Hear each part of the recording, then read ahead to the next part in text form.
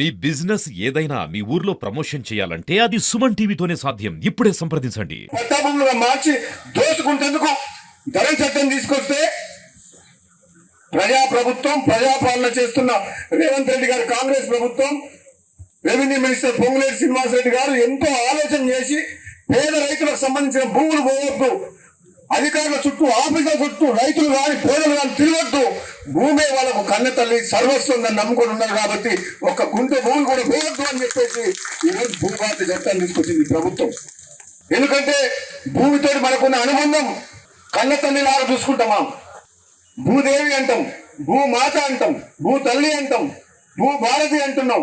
అంటే ఎంత యాదాద్రి భువనగిరి జిల్లాలో మునుగోడు నియోజకవర్గానికి సంబంధించి నారాయణపూర్ చౌటపల్లి మండలాలు 2 ఉన్నాయి.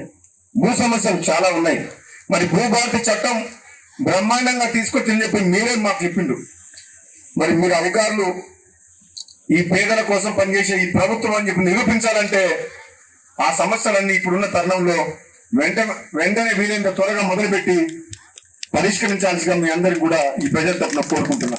పేదలు ఏ విధంగా తరలింటారు, వాళ్ళకు ఎమోషనల్ గా ఎంత బాండింగ్ ఉంటది అంటే వాళ్ళకు నష్టం వచ్చినా రైతులు, కష్టం వచ్చినా వ్యవసాయాన్ని వీడరు, ఆ భూమిని నమ్ముకొని బతుకుతారు.